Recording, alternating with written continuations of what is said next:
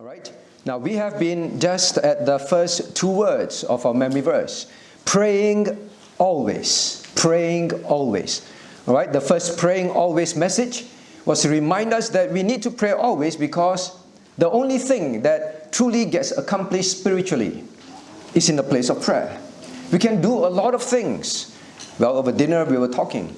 You can do things and you can see your child grow up. You can see your child move from primary 1 to primary 2 to primary 3.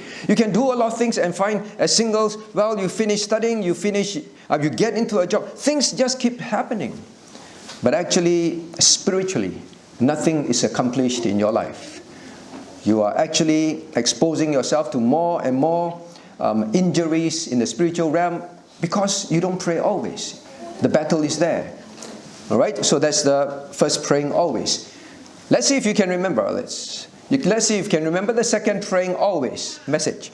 Now, what is the bottom line prerequisite of praying always? Now, let us try. Nathan.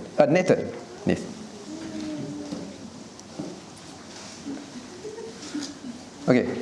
Oh, Nathan. Wow. Oh, you're better than Howard now. Yes, Nathan. Say again? Having an understanding of God's word. Okay, having an understanding of God's word. But at the end of the day, the bottom line prerequisite of having an understanding of God's word and everything, what is that overarching bottom line prerequisite? Let me see who I went asked. Noah. Be God's child. Say again? Be God's child. Must be God's child. Well, that's the beginning, all right? So we must be saved. That's the key prerequisite. Right, we must be saved, God's child. The bottom line after salvation, Howard. Repeat your question. Let me ask someone else. Always repeat question. 3 times already, you know. What is the bottom line prerequisite? It sums up everything. The prerequisite for prayer, for God to hear and answer our prayer. Prayer is where Prerequisite. Yeah, see where I know you're going wrong already. Vincent. Have God as center. Have God as center wasn't even mentioned. Right? Okay, good guess. Try again. Ellen. Full consecration. Full consecration. That is why I have this diagram for you, all right? So I hope that you remember through this diagram, through your errors, right? Through your wrong answers, the bottom line, ultimate prerequisite is a life of full consecration. Now I want you to look at that focus carefully. Prayer is where things get accomplished, correct? Spiritual things, not your personal life and your personal achievements.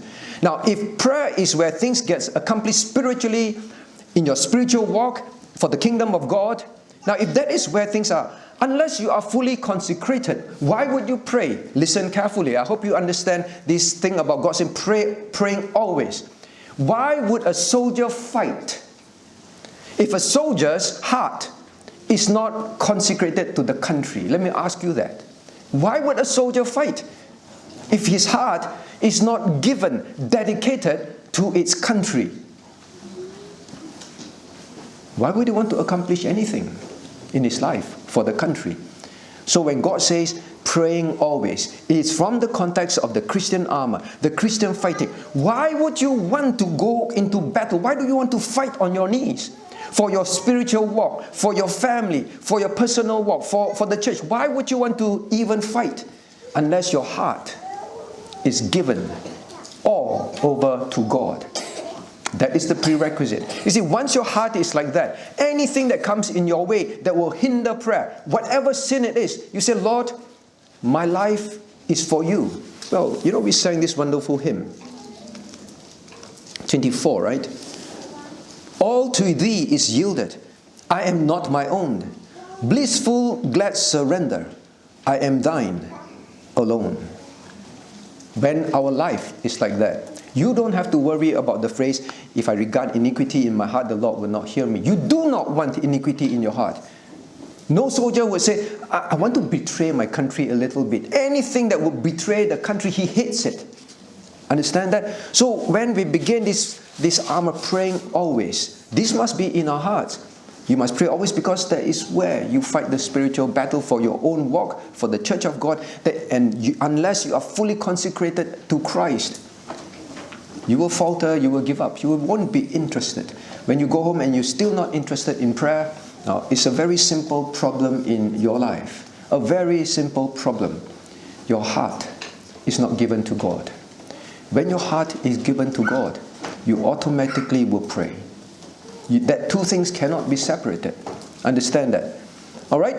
So now, we have come to this phrase, this verse, these words itself. Praying always. Now, what does it mean? All right? What does it mean? Now, tonight,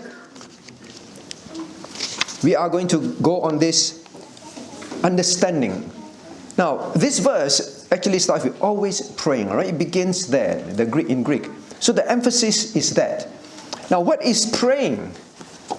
The Bible has many different words for praying. So first we want to, now I hope to try to help you follow because I know dinner was very filling. You're very tired probably, it's been a long day. Now, follow. The first part, I'm going to help you understand these two words. All right? Then we're going to ask ourselves more questions. Well then, now how to make sure I have this in my life? What is really this? How do I make sure I have this in my life? How to make sure that when I go back, I will have this in my life. All right? So first, there are many words in the Bible that describes praying. Now, this particular usage of this word praying here is a general word for praying. All right? So tomorrow, I think it's tomorrow. Now, we're going to look at your verse. All, praying with all prayer. The different kinds of prayer. But here, we are just going to learn this very first word that is used, praying always. The general usage. Now, what is this general form of this word? Now, it has to do with facing someone and getting the attention of someone, being in the person's presence. I say again. Now, this particular one is a general term. Just facing God and having engagement, fellowship with God. All right? So, I always like this scene that I remember when I first came to BPCWA, and there was this child, all right? It was talking to the father, and I was talking to the father, right? The child was in arms, in the father's arm, and then the child wanted the father's attention, and then finally the child was impatient. The child grabbed the father's face and turned the father to her, all right? Literally, Daddy, look at me. That is the best description of this word prayer, proskuneo, all right? Pros, two words, all right? Face. This is the word. It is wanting to be engaged with God. That is what it means. The child wants to be engaged with the father. Father, look at me. So she just grabbed the face and turned the face towards him, away from me. Now, why do we need to understand the meaning of this word? Now, this word simply means you love to be in God's presence. You love to be facing Him and Him facing you. That is what you love. This is the kind of praying, all right? This is the particular word. It is always wanting to have God near you. It is always wanting to be near God. You see many hymn writers write of this kind of concept. Near to the heart of God in the place of prayer. That is what it is. It's just like husband and wives, good friends. You just can't wait to be in each other's presence. This is it. Now, then what is always? All right? What is always? Now, always has to do with without having interference. All right? And keeping always that proskuneo, keeping that presence always there. And that is this always. All right? No interference, always engaging in the presence of God. Now, this always is every moment, every location, every means. Means whether you're at home, whether you're alone, whether you're with a group of people, whether you are doing something, whether you are in the midst of something, is always loving, longing to be engaged with God.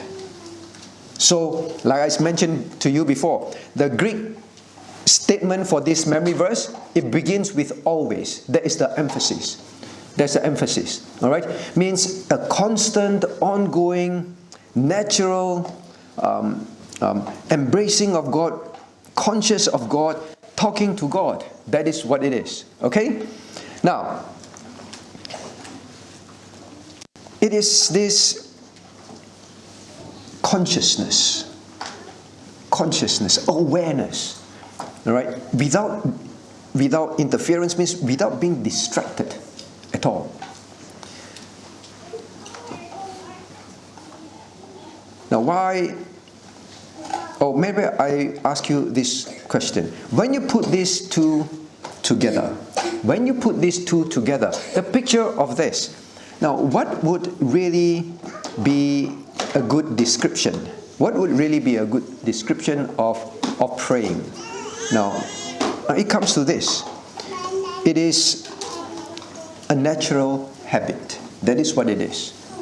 So when you see this phrase, praying always, the thought that should come to your mind and my mind is praying is a natural habit. It's just like a child's natural habit to want to be near its parent.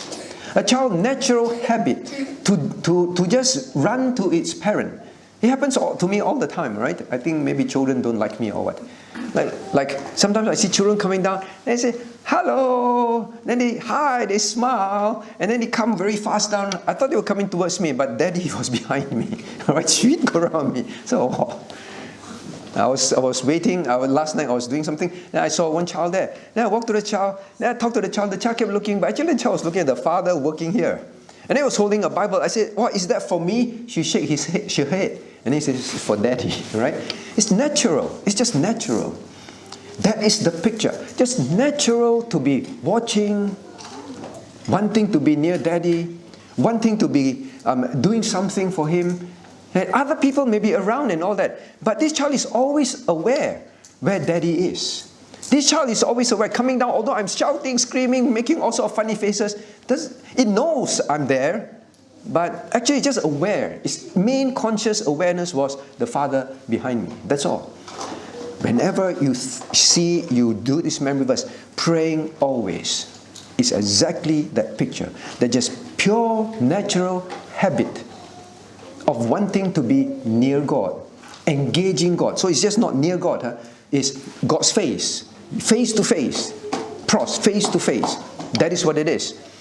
So habitual, right? So habitual. So that is the meaning of it. The meaning of it. Now then the question is, what does it look like? What does it look like practically? All right? When we say praying always. Now there are two aspects that you must be conscious of. One is, it is constantly, all right? Constantly praying. Means constantly aware, constantly engaging, constantly loving to be near God.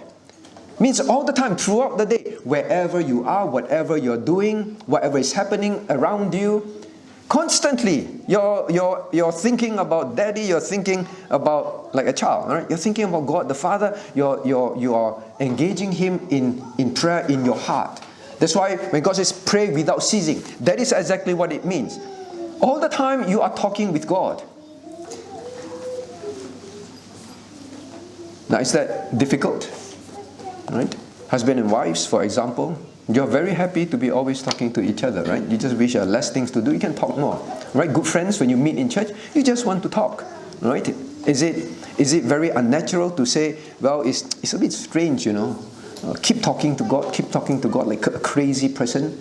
No, it's not at all. Unless you see the child, and the child loves to be in the presence of the Father, loves to run to the Father and say, this child is unnatural. You don't. All right? Some people say, this kind of messages, it's praying, always praying, is strange. It's like a cult. But that's exactly what God is saying. Always looking for the presence of God, always engaging God.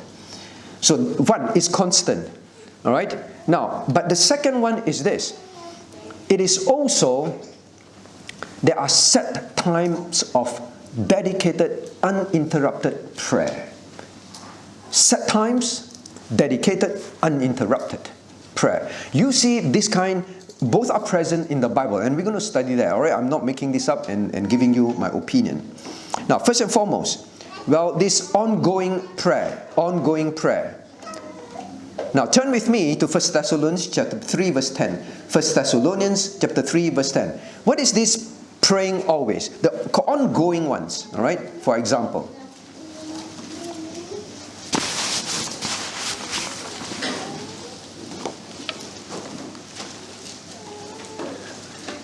First Thessalonians chapter 3, verse 10.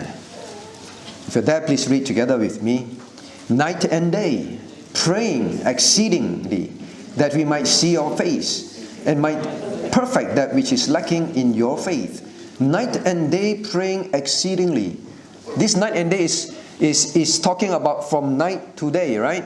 It's not during daytime, during nighttime, but the description is someone who is night and day thinking about them and praying for them.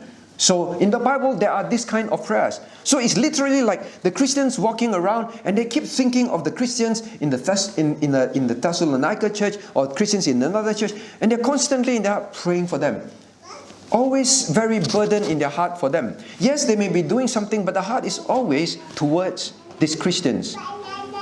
So there's these ongoing ones. Now, and also, well, praying without ceasing. The Bible says that. Pray without ceasing. So the Bible talks about this constant throughout the day prayer. And you say, what is it like? We'll come to that, all right? But just know that there are this kind of prayer in the Bible. When God says praying always, it is that. Now, but because of the word always, it is also about uninterrupted, undisturbed.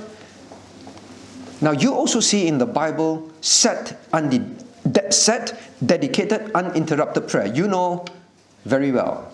All right? You know very well. Like the Lord's Prayer. Before the Lord taught the people, He said, when you enter into the closet, you need to pull yourself away from your ongoing activities during the day. When, not if. God says when, means this is just something that I expect that Christians do. All right? Not is if you happen to, no, it's when. Means it's an expected thing. There are set times when you do that. So this is about going away into your closet. What is closet? Closet means uninterrupted, undisturbed.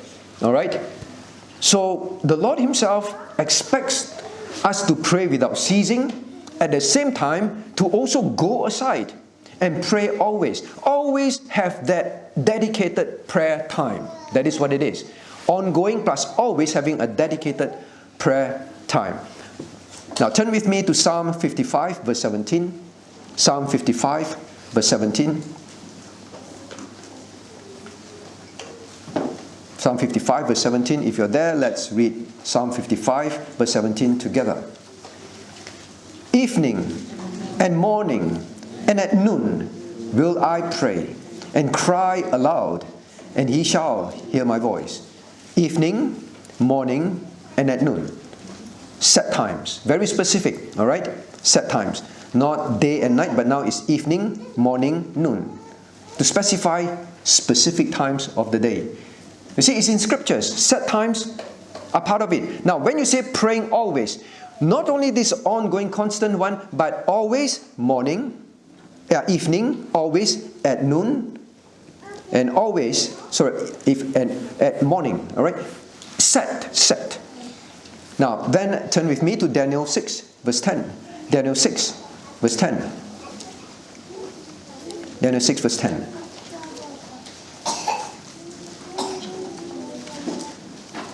All right, if you're there, let's read Daniel 6:10 together. Reading.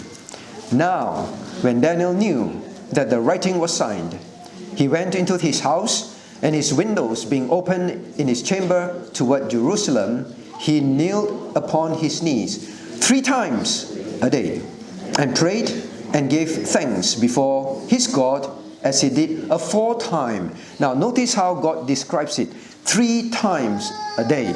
Set times. And these set times are something that he does always. How do we know that? As he did aforetime. It's a habit in Daniel's life. God tells us pray without ceasing, but in scriptures you also see there is set time that is habitual in the believer's life. Now, but then you say, well, this is Old Testament.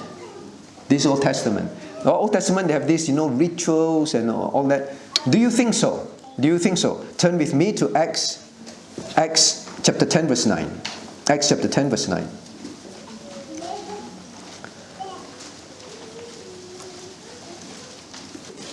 Acts chapter 10, verse 9. If you're there, please read together with me. On the morrow, as they went on their journey and drew nigh unto the city, Peter went up upon the housetop to pray about the 6th hour, noon, 6th hour. Now, let me ask you, is Peter Old Testament believer? Old Testament part of the Old Testament group of people? Well, he was moving, transiting, but this was after Christ has come, has died, has resurrected and gone to heaven. He is as New Testament as can be here. But it's still, God reveals to us there is this set times that believers observe, dedicated, set apart. And what did he do?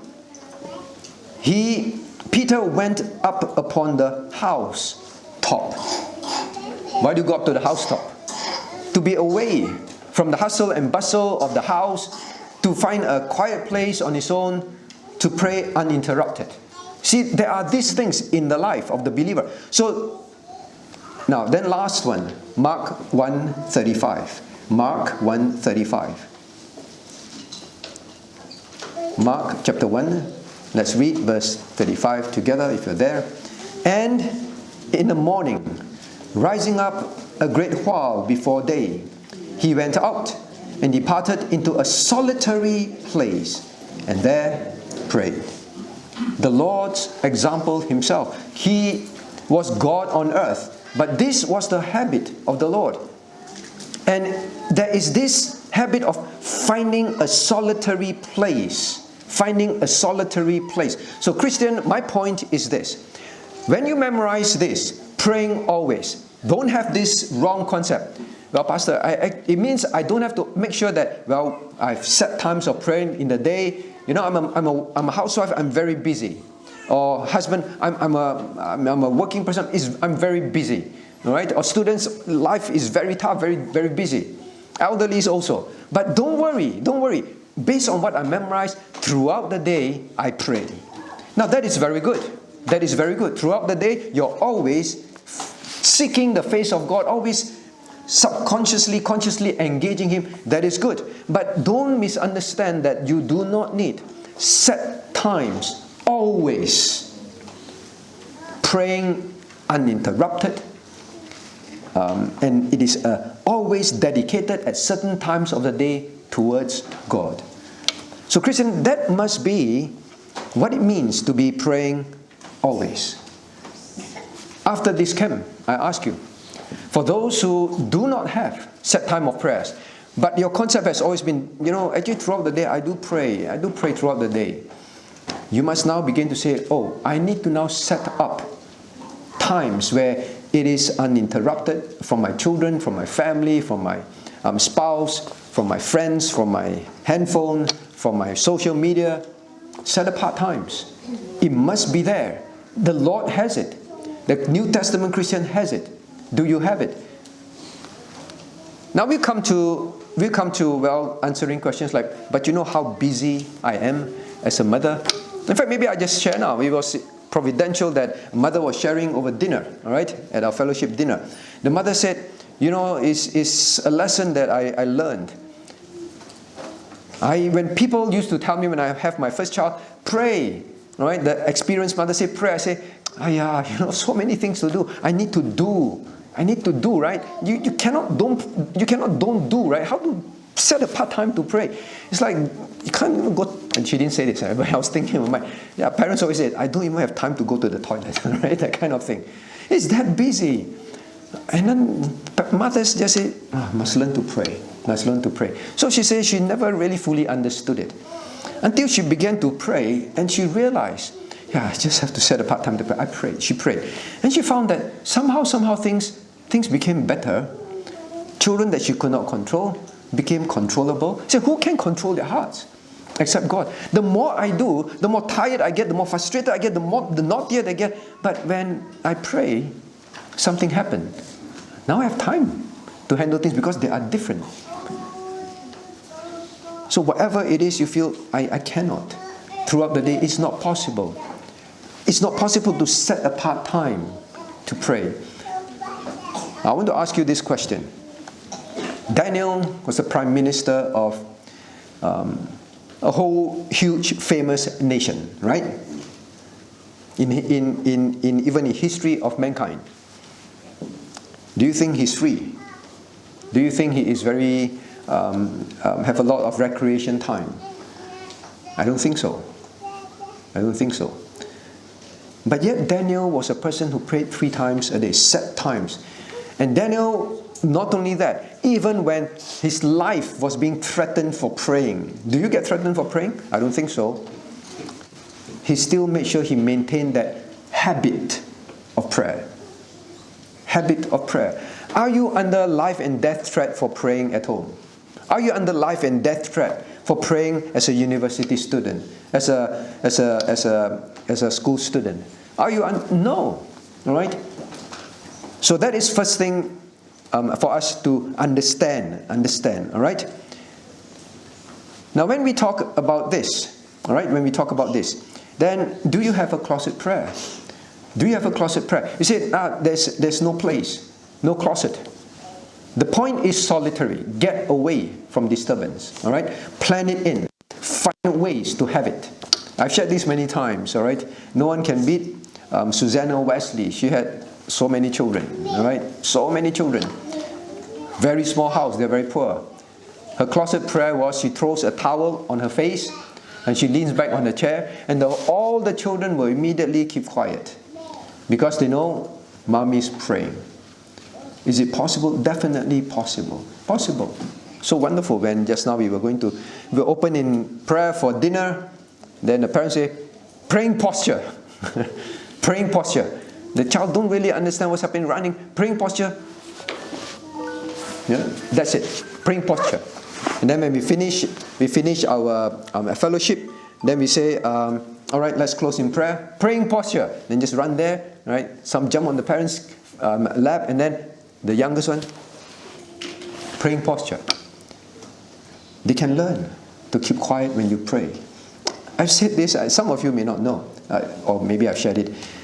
I never forgot when I was a student studying overseas, and on Sunday nights we go to the pastor's house a few times, and I noticed this, all right? They're very kind, they have students, different families host the students. So one night I was at the pastor's house. The dog is like crazy, you know. It's a sheepdog, but it is super hyperactive. No child in this church can compare. Super hyperactive. Seriously, you go in, it's wagging, it's still jumping up and down, and it will just shoot up and down the staircase like a robot, you know. Just go up and down to expend its energy. It's hyperactive. But the moment the pastor says, "Oh, let's pray," and he bows his head, it freezes and it just stops until Amen, like your child, Amen. Then it goes crazy again. I asked the person, did you train? He said, no, somehow he just did that. You know, he just knew when it's praying time, he just knows it's supposed, whole house quiet, everyone stops, so he just stops. And I always say, if you can train a dog, you can. Train your child, don't disturb mommy and dad, don't disturb us at this time. I need to pray. Susanna Wesley was an example. So what I'm trying to say is this. Whether you're single, now single, there's definitely no excuse, all right? Okay, maybe you have a dog, right? I don't know. There's no excuse. Definitely, likewise for parents, you can train them. When you say, I must have closet prayer, then it happens. Then it happens. All right? Now, of course, if it's an infant, it will cry, it needs feeding, that's different, right? No, let me learn to teach you that mommy is praying, right? It needs to eat at that time. They don't understand yet, all right? They're too young. So that is one. Now, what is this some of excuses, right? So think of Daniel. Think of the Lord. The Lord was a super busy person in the ministry. But you repeatedly read, the Lord, no matter how busy He is, now you can say without a doubt, the Lord prays without ceasing. He gave the command. He's definitely the best practitioner of pray without ceasing. But despite his praying without ceasing, despite how busy he was, he would still look for solitary places to pray. That must be no excuse for us, right? So the next thing we want to learn. Now, what does it look like, for example? All right, what does it look like?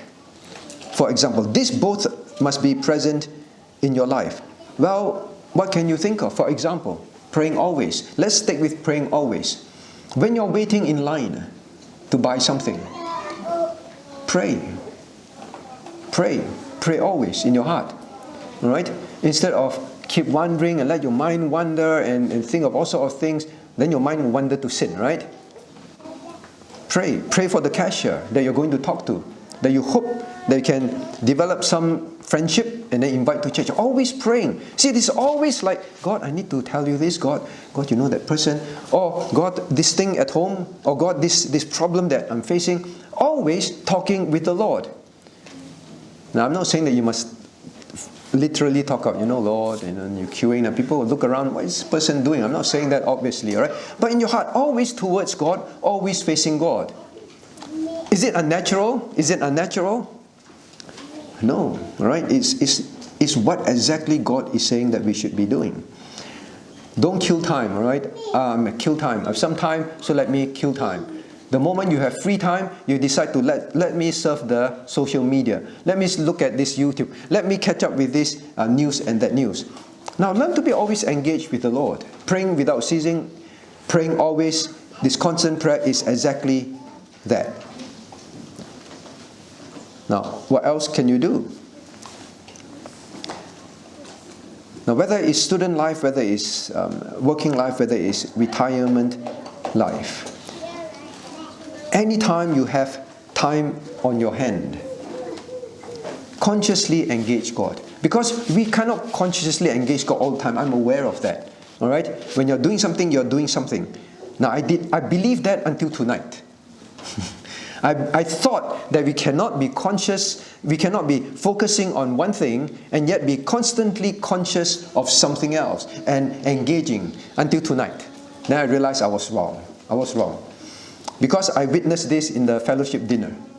All right? The mother was sharing the testimony of what I learned about prayer. While she's sharing testimony, she was eating. All right?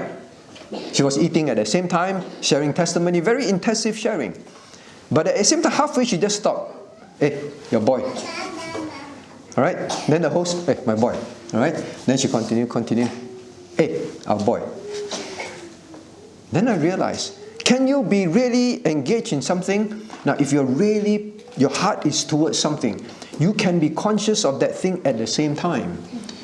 This person was just doing normal thing. Mothers, I think you're very good at that. You are the last person that must disagree. I cannot be praying always. You can. If your heart is constantly towards the safety of the children, no matter what you're doing, one eye, one heart, even you're engaged, hey, that's happening. That is what it is. Now that is exactly what praying without ceasing is. It's absolutely possible in the Christian life. Now it's as habitual, as normal as breathing. We always say that. It is just as habitual and as normal as breathing. All right? So all these things are description of praying without ceasing. What it looks like. What it looks like. The moment you wake up, before you brush your teeth, your first thought is towards God. That is the meaning of proskuneo. First thought is, Lord, thank you that I awake this morning. That is a new day for me to live and serve you. Right? So while you're washing your face, while you're showering, while you're doing that, where is our mind? Normally just wandering, looking at the drain hole, looks a bit dirty today, shampoo is finishing. You see, our heart is always engaged with God. Now parents, again I use parents as example. When you bathe your child, you're constantly talking to your child. You constantly, even when you're preparing food, you're constantly engaging, talking to your child. That is exactly what it is. Always engage, always engage. When you are with your friend, single, at the place of work or in church, you're always talking at the same time, right? You're walking, you're talking, you're getting up your car, you're driving, and you're still talking. Now this is the habitual prayer. Now, why am I giving you examples after examples? For a simple reason. We have to ask ourselves, are we like that? Especially singles. You spend a lot of time alone in your house, traveling, eating, doing things, shopping. This is one thing that you must be very conscious of to practice, and it's the most wonderful thing for you. You will never fear loneliness. You will become so normal for you. Praying without ceasing is this habitual, natural engagement with God that is so normal. Alright, so normal. Now then, the third example I want to give is this praying without ceasing. Now, especially if you grow up in you have a Christian family. Is it normal for the family, talking here, and then seeing Daddy in that corner praying? You don't have to be kneeling, but it can be kneeling. Is it normal? Say, oh, that's a bit odd. Praying without ceasing. Is it normal that as the children are doing something, then Daddy or Mommy just stands up and say, I need to go and pray about something. Then just go away and pray. All right, in the room or just another corner of the hall, or just kneel down and start praying. Right? Singles, the same. Is it normal for you to walk suddenly say, I remember, I need to pray about something. Then just kneel down in your house and pray. Is it normal? I want to ask you. Do you feel very odd? Is praying without ceasing so common in your home, so common in your personal life, so common as an elderly? Anytime you just, pray. Need to pray about this. Then you just kneel down and you have very intensive engagement with God. Uninterrupted, just talking with God. May not be your set time, anytime. Now husband, ask you, or husband and wives, ask you this. You say, well, my house is very small, and all that. Is it normal if you're sitting and your wife is in the same room, and then you just turn around, kneel on the floor, put your head in the couch and pray? Or wife the same? You just turn around and then kneel down and pray? You say, that's a bit odd. That's a bit odd. Tonight when we are having dinner, right? Or last few days when we're having lunch and dinner, when we're eating, and then I notice children and their families, all right? As we are talking, then suddenly the child comes up to the father, Daddy, then you ask this, ask that, then the daddy talk, okay, then go. And then once in a while the child will come again, Daddy, and then talk, or Mommy, talk. Now, is it strange to you that suddenly the child just comes to the father and talk, and then the father stops, or the child stops, and then although the father is in the middle of dinner and all that, right, the child was not rude or anything, is it unnatural? Would I say, hey, this is very unnatural. How come your child suddenly talks to you? What? Child suddenly talks to me? My child talks to me. It's normal. My child talks to me at any time. It's normal. What means suddenly talks to me? Now, my point, I hope you're getting the illustration. In the home, talking to your Heavenly Father. You may be with your sister, your siblings in the house. You may be with your parents in the house. And then, young person, you just suddenly say, I need to pray to God. Now, please, I'm not talking about what Christ said. The Pharisees, they like to stand at the crossroads to pray so that people know. But this is your family member. There's nothing about being proud. I hope, at least. Okay, if you feel that you do this out of pride, then you don't do it. But what I'm saying, it must be as natural as a family eating, and then the child walks up and then talks to the father and then goes away. Nothing abnormal about it. Husband and wife, do you feel very uncomfortable when suddenly your husband says, I need to pray? Then he just kneels there and pray. Unless you feel, it's very unnatural. Suddenly my husband and my child starts talking. How come they talk? You don't. It's natural. They walk in and then they talk. Praying without ceasing is exactly that. I really appreciate one gift that someone gave to me in my life. I always feel it's the best gift ever in my entire life. All right. The person bought me a garden kneeling pad. You know, it's a garden kneeling pad. It's what people buy. They do gardening and then they kneel so that their knees don't get roughed up, right? So it's a spongy pad, all right? The person bought and said, Pastor, for you. It's the best thing I ever had. Because sometimes, now I'm not saying that I pray a lot, but sometimes praying, I like to pray kneeling, right, on my own because it helps me to focus.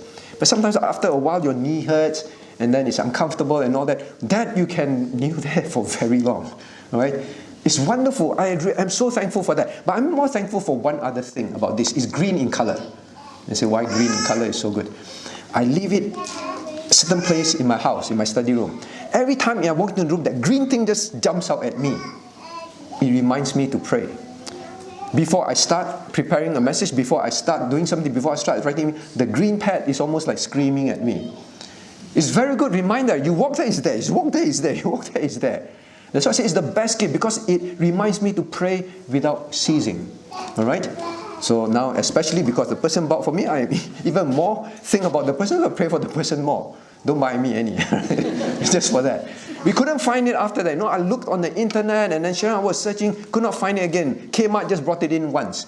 We finally found an equivalent version in Bunnings, all right? Something like $18 or $19. If you want to buy one of that, you don't buy for UK, it's $40 over, right? $18. The best thing you can invest in your life. The best thing. Now, I used to feel very uncomfortable with Sharon coming into the study room and all that. When I'm praying, very uncomfortable.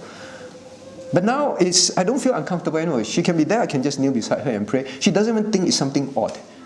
It's just what I'm trying to tell you is this. I'm not trying to praise myself and show. But I want you to know, from a person who was very uncomfortable when I pray and people are around, I get very uncomfortable, to now it's very natural. Then I suddenly saw this at the dinner table, where it's just very natural for a child walks up to the parents and just talking and then stops, and then the child comes back. It's natural. So no husband and wife should feel, well, suddenly he just goes off and pray. Suddenly she goes off and pray. Suddenly my child goes to pray. Child, do you do that? This is the scene. I'm trying to tell you. This is the scene on earth that God is describing about praying without ceasing. This is the exact scene. Is it something in your life? Bring it home after this camp. Make it something like that.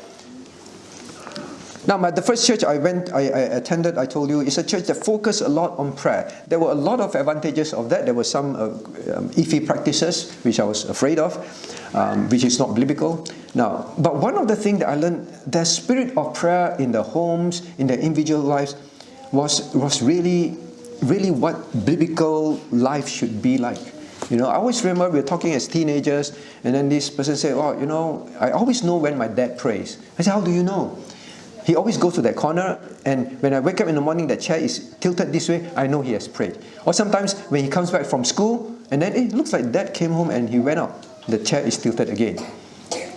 Now, parents, do your child have that kind of memory of you? My dad, my mom is a praying Christian. Do they have that of you? Is that the image of you? That was something that was etched in my heart. Etched in my heart. Does your friends in church, singles, know you as a praying person, someone who prays without ceasing? Does your wife, does your husband see each other as a that is my husband is a praying husband. My wife is a praying wife. Now, I don't want to exclude you children, young ones in our midst. That scene is your scene as well. You play, and you suddenly walk up to daddy and talk to daddy. It's the same. As you play, and suddenly you remember, I need to pray about something. You walk there and you just start praying to God. That is the scene. Praying without ceasing. That is what it is. To children, praying, we can be so real. The heart of simple faith is so real. I think I've shared this before as well. We were interviewing kindergarten children, part of our FEBC project. The parents said, we were really ashamed. We were having financial problems. Husband and wife, we were discussing. We were very troubled, but they didn't know the child was standing there. All right? They didn't want the child to, but the little child, the kindergarten child, overheard. And then the child said, oh, daddy and mommy, don't worry. I'm going to the room to pray and ask God for help now. It's very real to the child, Prayer is where God answers things. Daddy and mom have a real problem. She's not very shy to pray. It's so natural to say, don't worry, Daddy and mom, I'm going to my room now and then I will talk to God. That is praying without ceasing. Anytime, you just go and speak with your Father. All the time in your heart, focus, set time, praying without ceasing. Now, Christian, I give a fair bit of illustrations after telling you that the Bible has this set time, this ongoing time, this constant interaction with God. I give you a lot of illustration to bring home a point. When you go back from camp, you need to make some changes. When you say praying without ceasing, if life just goes on as it is, you have wasted your time in this camp. But most frightening is this: you have chosen not to wage warfare in your Christian walk for your spiritual life. You have made that decision and gone home. That is what it is. Now, some things to start. Well, maybe let me go to this. What are some benefits? All right. What are some benefits of having habitual prayer, natural habitual prayer? What are some benefits? Well, number one, you would rather pray than to rush into doing something. When you are so habitual in prayer, you would rather pray than to rush into doing things. I'm not saying you would rather pray than do work. But because it's so habitual, the first thing you want to do is pray. Because it's a habit. It's a habit. Habits are very good, all right? Praying without ceasing. In short, after you know what it will be in the box, right? Habitual prayer is very beneficial. Now, in fact, the second thing is this. You will feel very uneasy. You will feel very uncomfortable. You will feel very exposed. You will feel very helpless. You will feel very afraid. You will feel very weak. Unless you pray. Because it's a habit. It's a natural habit. I say again, you will feel very uneasy, exposed, helpless, afraid, weak if you don't pray. You are very uncomfortable. Do you feel like that when it's habit? When you don't do your habit? You know, some people, they don't drink coffee, habit. They are very uncomfortable. They must drink coffee. I had a colleague whose father came from India to visit them. And then he said, oh, my dad is in such bad mood all the time. Then I said, oh, why? What happened? He said, because Singapore is very hot. And I said, so what? I thought India is very hot. No, they have seasons of coolness. I said, but what about it? He don't get to go for his walks all the time. I said, what? When the father don't fulfill his habit of walking, going for 5-kilometer walks, he gets very edgy and he gets very irritated. All right? He gets very uncomfortable. He gets very frustrated that he didn't get to do it. Now, when you have a habit, that is what happens. When you have a habit of prayer, you cannot imagine it now because it's not a habit. It's not praying always with you now. You just feel, it's very difficult to start. But once it is a habit, you can't not pray. You just have to pray. You rather put aside whatever and pray first. Which one of you, I hope none of you here, can get up and then don't brush your teeth and then start to eat breakfast and then go to work? I hope none of you. But because it's a habit, right? Now when you're young, parents, you know that, all right? Singles, you know that as well. When you're young, your parents say, please brush your teeth. Please brush your teeth. They bring the toothpaste and make you brush your teeth and stand there and watch you brush your teeth, right? When you're young, do you remember that? You hated it. You abhorred it, right? You hated it. At any time they don't see the best, you don't brush, all right? Now after they keep doing it and doing it and doing it, what are they doing? They are building into you a habit. And then as you grow up, do they still need to make you brush teeth? I really hope not, right? I really hope not. You don't need to be told. All right, if you don't brush your teeth first, you just feel very uncomfortable. You don't want to open your mouth. You feel very dirty talking to people. Like you make them smell your dragon breath or whatever breath you call it. You just feel very uncomfortable, right? So even for me, I wake up in the morning, I feel a bit uncomfortable turning to talk to Sharon and say, don't know what breath will come out. All right, brush teeth first, all right? Because it's a habit. Do you know why? Like it's a habit. That's why I say pray. God says praying always. God is telling you build a habit. Once you have that habit, it's a totally different you. It's no more I don't like to pray. Why must I pray? Have I ticked that box of prayer? Which one of you need to have a checklist? All right? Yeah, you have a checklist. Your checklist, remember to bring toothbrush to camp. It's not I must remember to brush my teeth tomorrow morning, right? It's a totally different checklist. Now, so my point in saying all this is the benefit of prayer when it is a habit. When it is a habit, you become a different person altogether. Habit makes you that. Habit makes you a different person. Now, teens, even you feel, I will never be like that. That is how daddy and mommy felt exactly about you, teens, when they tried to teach you to brush your teeth. Exactly how they felt. And that's exactly how we felt. But what is it now? You do it. You do it, right? Habit.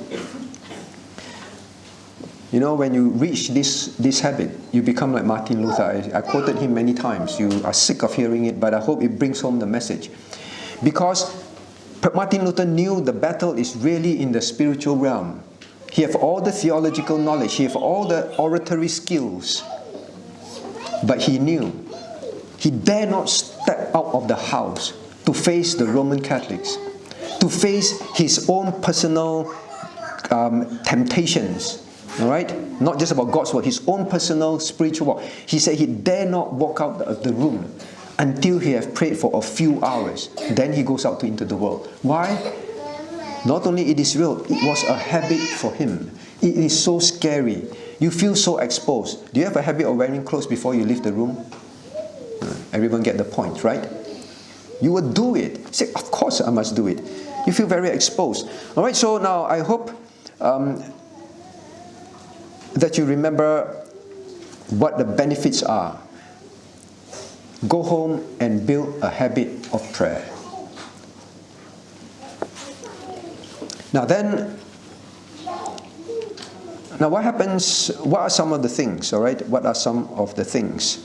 Now let me just say a few things to augment this. Scriptural examples, all right? I don't want you to just say, yeah, just because you do this at home, then we should do it. Now can you turn to me to Mark chapter 14? Mark chapter 14. Do you feel very uncomfortable praying in the presence of your family members? Or is it natural? You just pray anytime. It's normal as you talk with your parents, all right? Mark chapter 14. Mark chapter 14, please. Now let us read verses 32 to 35. Mark 14, 32 to 35. 1-2 reading. And they came to a place which was named Gethsemane.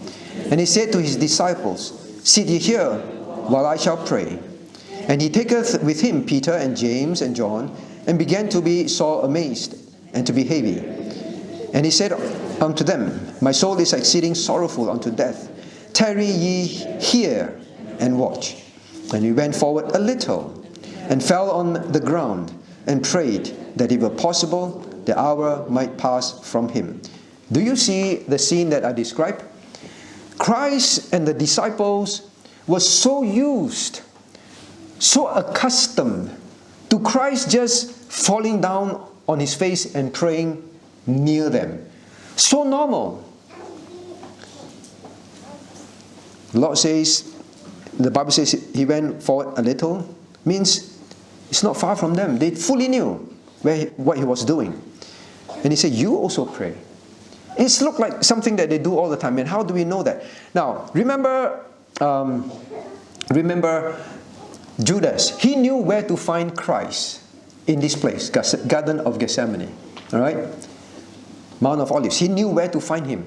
And the Bible says it was his normal custom, his normal haunt with his disciples. And what does Christ go there to do? It is found here. In Gethsemane, he prays. And the disciples, when they go there, it's almost natural that we are all just going to hang around here and pray. And that's it.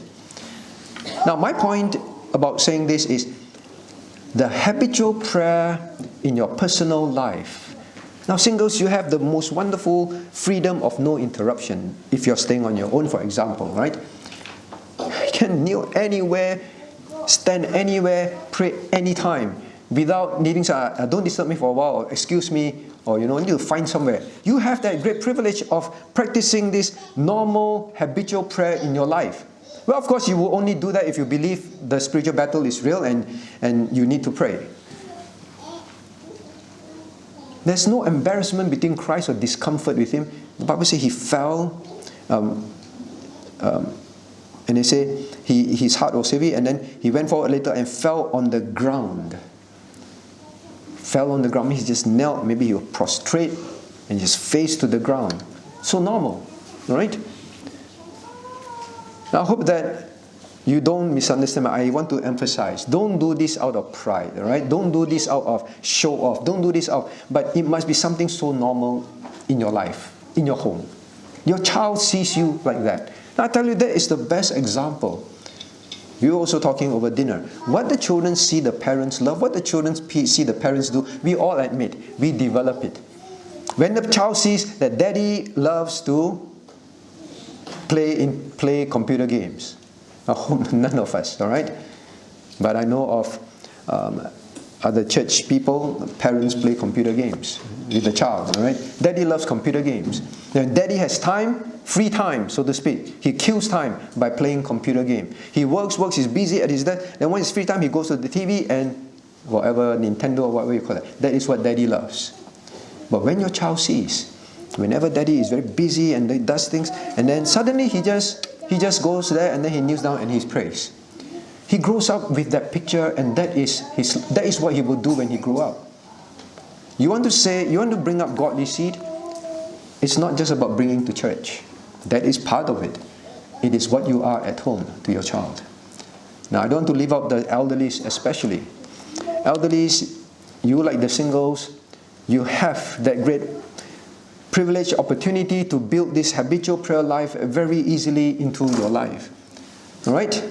Now, then we come to the last part. All right? The last part. What does it take? What does it take for this habit to form? What does it take when I go home, back into Perth? What does it take for me to build a life where whenever I have time, I'll be praying? What does it take that I will have set times of prayer? As a single, as an elderly, as a parent, as a teen, as a student. What does it take for me to build this habit in my very busy life? What does it take? Well, I'll help you with 3 R's. 3 R's. First, reprioritize when you get back to Perth. That is, if you believe that it's a spiritual battle and that is where you accomplish spiritual victory for your spiritual walk. If you believe that, now reprioritize. We'll talk about some things. The second R. After you have reprioritized, then reorganize. Reorganize your life. Reorganize. Based on the priorities. Of course, the priority now is to have set time of prayers, to have a life where you will pray spontaneously, you're constantly engaged with God, all right? Then the third R. Now, after you've reprioritized, after you've reorganized things, and you look, still no time. What do you think is the third R? Simple, right? Remove. Remove some things. Get rid of them. Give up. You call it at this point sacrifice, right? But when you build this habit, it's no longer a sacrifice. It's never a sacrifice to bring toothbrush and toothpaste and use up space in your luggage. Never a sacrifice of space.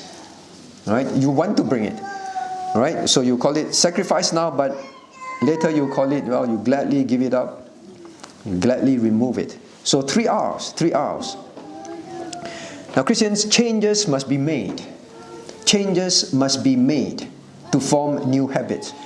And I really hope, whether you're a senior, a single, a family person, a young person in school, I really hope you don't take this as like listening to a lecture in school. Okay, this is a lecture, let me take some notes. Whether I'm going to do this, whether take this seriously, that doesn't matter. I'll just take some notes. I really hope, and I've been praying, that you don't take tonight's message in that spirit. You take in a spirit, this is real, this is important, I need to make changes. When I go back, I need to make changes. As a parent, as a teen, as a senior, I need to make changes. I need to get serious with God. That is why I said earlier on, right? The prerequisite of prayer is consecration, full consecration. If there is no full consecration, tonight everything is what time can we end? And I want to start fellowship, right? Now, maybe I give you this illustration. Now, if I were to tell you, if you don't do this, say I'm a doctor, right? Say I'm a doctor, not Dr. Quack, all right? So I'm a doctor. I'm a doctor and I say, well, now if you don't do this, from what I can see and what I check, medically, you are going to get cancer. You are going to get cancer. You better start doing this. Now, which one of you in this room is going to say, doctor, you don't know how busy my life is. You don't know how busy how naughty my children are. You don't know how difficult my job is. You don't know how, as a senior, I have so many programs on that I need to be part of. You won't say those things. You will say, well, you go home and say, I think I need to resign from my job. This is so important, I better resign. I know of people who do that. For the sake of their health, they give up their job. Some, for the sake of the family, they give up their job. Why? Because this is serious. That is why I say, unless you take this as a real spiritual battle, you are fully consecrated to God, the rest of the 3 hours will not matter to you. You still say, yeah, okay lah, all the standard things, we heard this before. There's no burning urgency in your heart at all, right? Now, you will do everything that you can. What are some of the things that you will do? What are some of the things you do? Well, you say, well, I have no time. The doctor said, now you need to start eating this, exercising, and doing this set of things. And you have medical appointments every week, twice a week. You say, crazy doctor, I got no time for that. No. What will you do? You go back and you reprioritize. What will you reprioritize? Maybe I should ask you some question. Maybe you're falling asleep. What's the first thing you would reprioritize? Maybe I ask elderlies, right? Wait, don't ask elderlies. They get offended with it. I'm an elderly. I'm an elderly of course. All right, Mark, you're not elderly. Ask you, Mark. Mark, what would be one of the things that you immediately reprioritize, for example? You say, I got cancer, and the doctor say, now you need to set time 3 times a week, then come and see me, and every day you must be doing this. And you're very busy, and say, wow, what am I going to reprioritize? What are some of the things? Everything else becomes irrelevant. Everything else becomes irrelevant. Well, that's the best answer. Do you think you're still going to think, look like I can't go to the gym, 3 times a week. And then every day I got to be doing this. I don't think I got time for the gym. Or maybe dialysis, all right? I don't time. What about my gym? What about my hobby of building, what do you build? I don't know. Of whatever it is. What about, my afternoon teas with my regular friends? Nothing matters anymore. Actually, pre-prioritizing is going to be so simple. But today, you say, I want to go back to Perth. I want to start building prayer, making this change and building prayer into my life. Now, student, you say, I have no time. Student, let me ask you. When you take on an additional subject in university, what do? You want to take that subject. You will reprioritize your private life. You will reprioritize your going out time with your friends. You will reprioritize your exercise time. You reprioritize many things to fit that subject into your day.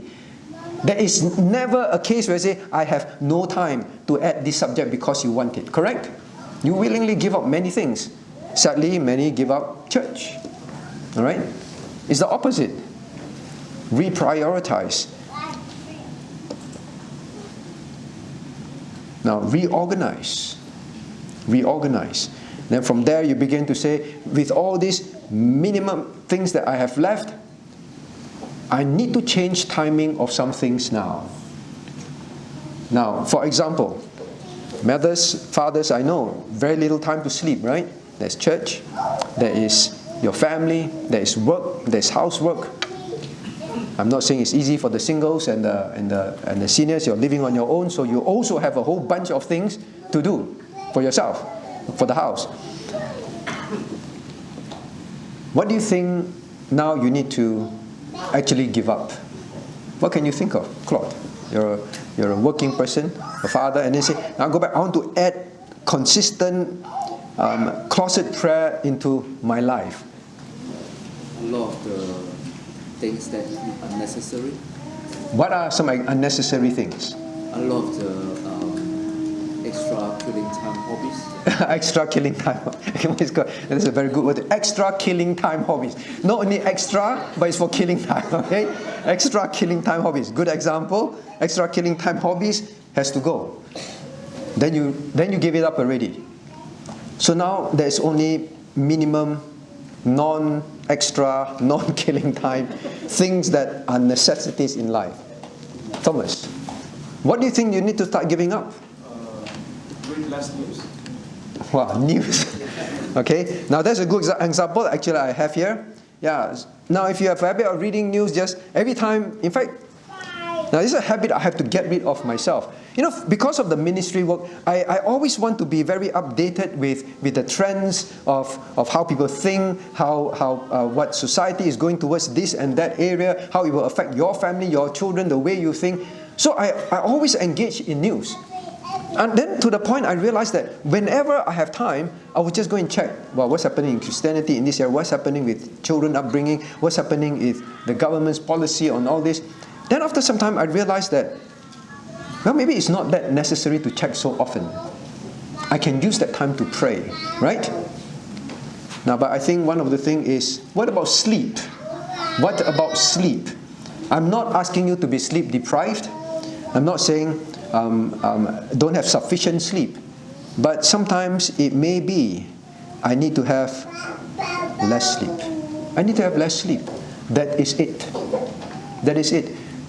Now, are you willing to have less sleep for an extra subject, students? You do. You take extra subject and you say, I just sleep less, right? For your job, for whatever is precious to you, maybe you just have to sleep less because you checked already as mother. All right, I need to do this, I need to do this, I need to do this, and all I've packed into the day, I've gotten rid of every extra killing time thing that I can think of already. Then maybe I just need to sleep a little less. Get up half an hour earlier. Sleep half an hour later. All right? I'm not asking you to be sleep deprived. Please understand that. But sometimes we may need to say, well, I just sleep a little less. I like the mother's sharing. When you begin to pray, you begin to find that actually you have more time. I won't say you have more time as in a lot of time, but things seem to get solved somehow. Things seem to be more controllable. You actually will increase your productivity in prayer, all right? So, let me just rattle off some, all right? For example, yes, sacrifice some sleep, all right? Not as much as you desire. That's the best way to put it. Not as much as you desire. Now, leisure, newspaper, social media. Well, some people, they just like sightseeing or even exercise, all right? All right, I look a bit more flabby now, so what? Now, turn down friends and relatives' engagements. Students, your friends will, hey, we're going here. You want to join us? Hey, we're going there. Want to join us this weekend? Or you know, this. We want to have this program ongoing. Want to join us? Sometimes you just have to turn down friends and colleagues' invitations for this and for that. You say, I want to fit set times of prayer in my life. Something has to go. I have to make some changes. That is where the rubber hits the road, right? Well, now what about even some necessities that may be fanciful? Now, I know how it is, housewives, you like to cook fanciful meals for your family. You want them to enjoy it. I'm not saying that's sinful. Now, sometimes, maybe, is that taking up so much time that you're too tired to pray? You have to go more shopping, more grocery shopping, take longer to cook. Husbands, are you angry at me? I'm not going to get my famous laksa, chicken rice, whatever it is, right? Well, sometimes you tell your wife, you know, why are you so frazzled? Why do you spend all your energy doing that? Just cut it down. Don't have to be so fanciful, right? Or baking or cooking, it's not evil as well. But now you begin to realize, in order to fit in prayer, these set times, this real prayer in my life, maybe some of these good to have may need to go. That is the reality. You know, when we were having dinner, both dinners, we were all saying, you know, during our times, you're watching the children eat, and then they only eat the chips, all right? The rest, they're not interested. And then we were just saying, you know, when we were young, you sit on the table, whatever is on the table, you eat, right? You don't ask, why can I have this? You don't have a list of what you want. You just sit there, this is food, all right? You eat. That is all. You don't ask, you don't question, you don't complain. You just eat. Now, children, don't be people that make daddy and mommy so tired, so busy, and say, I want to eat this, I want to eat that, I want this cookie and all that. And then you find that they keep doing it. And parents, learn to train your children. That is there, it's nutritious, eat. All right? It should be like that. That is what it takes to fit a habit of prayer into your life as a housewife. Same for the singles. Do you need to make sure your garden looks so good? I don't know what singles do, I'm guessing. Because you stay on your own, right? Then you have a garden, I presume. Does it need to be so weedless? Does your house need to be whatever it is that you do that makes you tired, that makes you frazzled, that makes you only have time for a little bit of prayer? Well, think again, make changes. Make changes. There was something else that I wanted to say, I forget now. Oh yes. Now family, this is one thing that you have to be careful. Do you replace personal prayer with family worship prayer? No, I said the other way around. Do you use family worship prayer to replace your personal prayer? Means tonight we have family worship, prayed already. Do you do that? You should not. When you go back to your room, you have your personal prayer, your personal engagement time with God.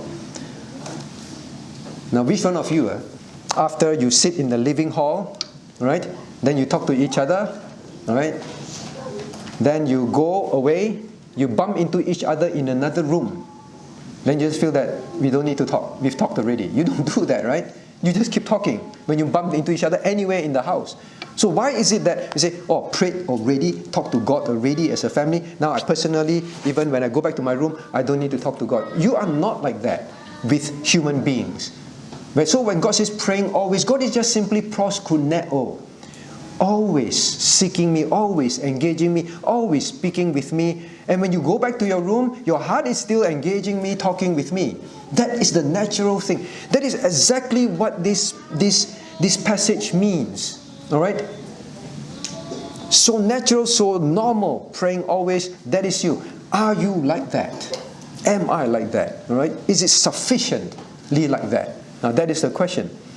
This is not good to have. I hope you don't understand. You don't mistake it. This is for the holy Christians. This is for the good to have to do for maybe the church session members and the more holy Christians in church.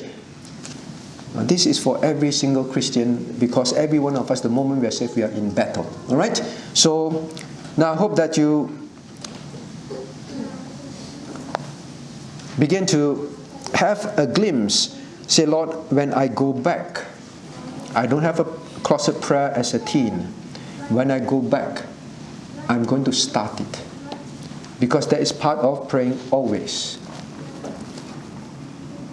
Parents, tell your child, start your closet prayer. Daddy and mommy, we are going to start our closet prayer. Because God says, praying always. That is a definition of wanting to bring up godly seed. It's very easy to say that. I want to bring up godly seed. I want to bring up godly seed. Sometimes I'm kind of afraid until it's like, do you know what you're talking about? It means after you hear messages like that and you know you're not doing it, you're not setting the example, you go back and say, we are going to start. We have not had family worship. We have not been doing family worship. We are going to start. We are going to be a praying family.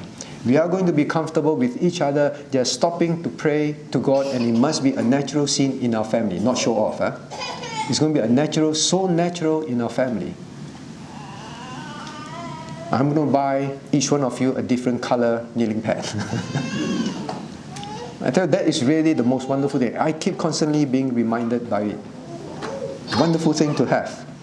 So Christian, I hope that you begin to now get a glimpse what praying always really means when you get home. Now please add this to your first question for reflection on Wednesday. On Wednesday.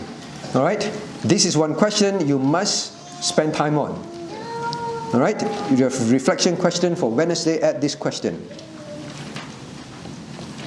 What will I reprioritize? Alright, what will I reprioritize? Reorganize, remove to implement this life of prayer after I leave camp. Better still during camp onwards, alright? But at least after I leave camp. To implement this life of prayer, what will I reprioritize, reorganize, and remove to have it? Let us all turn to God in prayer. What do we have here? Top 5 reasons why church dropouts, what church dropouts say, why they stop attending church. Now please remember 66% of, well, I take the American view, they are the most readily available results. They stop attending church at least a year after turning 18. So from